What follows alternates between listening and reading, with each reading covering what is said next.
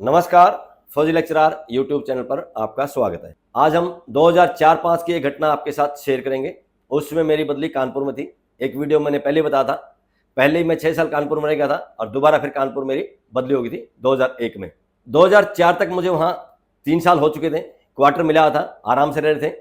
BEd हो चुकी थी, MA हो चुकी थी, LLB में एडमिशन लिया था, 1 साल LLB की पढ़ाई हो चुकी थी। लेकिन घर की कुछ ऐसी समस्या आ गई जिस कारण से बदले की जरूरत आ गई, क्योंकि जो गांव की ग्राम पंचायत थी वो गलियों को पक्का करी थी, उनकी चौड़ाई बढ़ा रही थी और साथ में ऊंचाई भी बढ़ा रही थी। गांव मेरा खटखड़ है।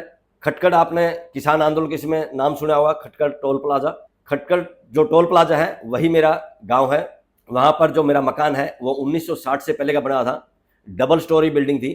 अब उस बिल्डिंग को दोबारा गिरा के दोबारा बनाना बहुत मुश्किल था, ऊंचा उठाना भी बहुत मुश्किल था। और जो मेरा मकान है उसके सामने से एक गली आती थी जो गांव के बीच की साइड से आती थी। बरसात का जब पानी आता था और सीधा उस गली से आता था और मेरा मकान क्योंकि सामने टक्कर में पड़ता था, अगर गली को ऊंचा उठाया जाता है, मेरा मकान नीचे रह जाता है, तो बारिश का पानी सारा मेरे मकान में घुसेगा। इस बात को लेकर मेरे पिताजी ने एतराज किया, भाई आप गली को ऊंचा उठाओ लेकिन इतना ना उठाओ कि सारा पानी मेरे घर के अंदर घुस जाए। दूसरा, मेरे घर के सामने जो जमीन थी, जब शुरुआत में मकान बना था उसमें गाड़ी वगैरह होती थी, बैलगाड़ी वगैरह, उनको खड़ा करने के लिए बाद में ट्रैक्टर आ गए थे। ट्रैक्टर की हैरो वगैरह खड़ा करने के लिए वो जगह रखी गई थी या ट्राली ला के सामान उतारने के लिए खाली छोड़ दी गई थी, जो कि हमारी अपनी जमीन थी। जैसे जैसे समय बीतता गया, लोग बाहर की साइड में मकान बनाते गए, तो जो हमारे मकान की अपोजिट साइड वाले थे, दूसरी साइड वाले थे, उन्होंने धीरे धीरे गली को कब्जा करना शुरू कर दिया। पहले एक बंदे ने किया, फिर दूसरे ने, फिर तीसरे ने, इस तरह से वो कब्जा करते गए। और मेरी साइड के जो मकान थे उन्होंने किसी ने भी आगे नहीं बढ़ा, सबके मकान के आगे थोड़ी थोड़ी जगह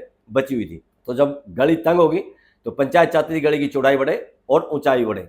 अब चौड़ाई बढ़े तो जो हमारे घर के सामने जमीन थी वो सड़क में जानी थी, उसके लिए मेरे पिताजी ने मना किया था। जिस कारण से मैंने भी फरवरी 2003 में पहले ग्राम पंचायत खटखड़ यानी कि सरपंच को लेटर लिखा और उसी समय फरवरी 2003 में ही BDO उचाना यानी कि ब्लॉक डेवलपमेंट ऑफिसर उचाना को पत्र लिखा कि जो मेरा मकान है वो 1960 से पहले का बना है, डबल स्टोरी बिल्डिंग है, जो आप गली को ऊंचा उठा रहे हो तो बरसात का पानी मेरे घर के अंदर घुस जाएगा। दूसरा, मेरे घर के सामने जो जमीन है वो हमारी अपनी जमीन है, आप गली बनाइए लेकिन जो पंचायत की जमीन है सिर्फ उसी में गली बनाइए। जिन्होंने कब्जा कर रखा है या तो उसको छुड़वाइए, नहीं तो जितनी बची है उसमें बनाइए, हमारी जो जमीन है उसको छोड़ के आप गली बना लीजिए। ऊंचाई का इतना ध्यान रखा जाए कि मेरे घर के अंदर पानी ना घुसे। लेकिन आपको पता ही है हरियाणा में किस तरह से कार्रवाई होती है, उन दोनों पत्रों पर कोई कार्रवाई नहीं हुई। जब गली बनाने का काम शुरू हुआ तो मेरे पिताजी ने निर्वाणा कोर्ट में केस डाल दिया और वहां से स्टे मिल गया था, लेकिन समस्या का समाधान नहीं हुआ था। आपको पता ही है कोर्ट में केस कितने लंबे लंबे चलते हैं। मेरी माताजी पहले डिप्रेशन में थी, बाद में साइकेट्रिक पेशेंट बन गई थी। 1992 में वो डिप्रेशन में गई थी, उसके बाद साइकेट्रिक पेशेंट बनी थी। उसके बारे में अलग से किसी वीडियो में बताएंगे कि किस तरह से वो डिप्रेशन में गई, किस तरह से साइकेट्रिक पेशेंट बनी, किस तरह से उसका इलाज कराया गया और क्या क्या परिस्थितियां रही थी। कोर्ट केस चल रहा था, माताजी पहले ही डिप्रेशन में थी, तो पिताजी की भी उम्र हो चुकी थी, उनको भी हार्ट की समस्या आनी शुरू होगी, जिस कारण से घर पे मम्मी पापा ही रहते थे, माता पिता ही रहते थे।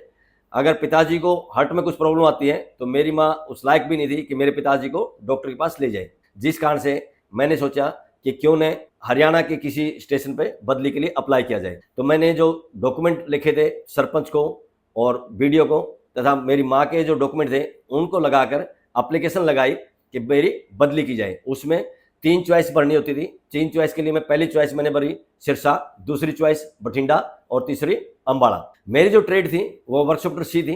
मेरी ट्रेड के जो बंदे हैं ज़्यादातर BRD में होते थे। BRD का मतलब है बेस रिपेयर डिपो।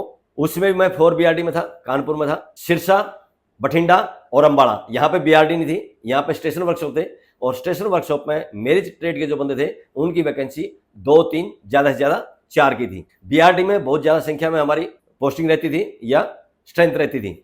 और चंडीगढ़ में एक BRD थी। मेरे दिमाग में था अगर इन 3 स्टेशन में से नहीं मिलेगा, सिरसा, बठिंडा और अम्बाड़ा में से, अम्बाड़ा देखते हैं, एयरफोर्स रिकॉर्ड ऑफिस वाले कह सकते हैं कि इन 3 में नहीं है, आप चंडीगढ़ लेना चाहो तो दे सकते हैं। मैं अगर चंडीगढ़ ऑफर करेंगे तो चंडीगढ़ अम्बाड़ा से 40-50 किलोमीटर दूर है, चंडीगढ़ ले लेंगे, वहाँ भी कोई ज़्यादा दिक्कत नहीं रहेगी। जैसे मैंने बदली के लिए एप्लीकेशन लगाई, हमारा जो 4 BRD का हेडक्वार्टर था वहाँ गया, उन्होंने कहा कि जो कानपुर है वो हरियाणा के लिए होम टाउन है।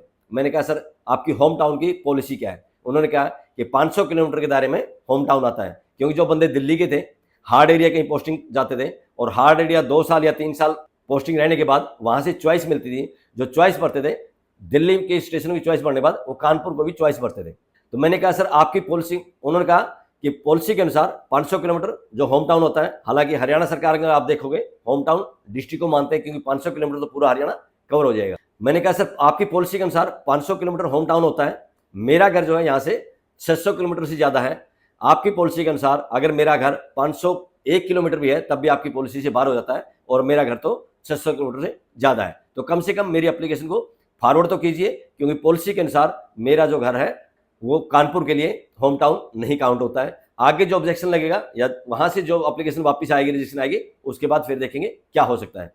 तो उन्होंने मेरी एप्लीकेशन को फॉरवर्ड कर दिया, वहाँ से कमांड गई, कमांड से एयर हेडक्वार्टर नई दिल्ली जानी थी, रिकॉर्ड ऑफिस जानी थी जहाँ से बदली होनी थी। तो 2004 के लास्ट में मैंने ये एप्लीकेशन लगाई थी बदली के लिए। फरवरी 2005 तक ना तो कोई ऑब्जेक्शन आया, ना ही रिजेक्शन आया और ना ही कोई जवाब आया कि एप्लीकेशन का हुआ क्या। वहाँ ये सिस्टम था कि जो रिमाइंडर देना होता है वो 3 महीने बाद देना होता था।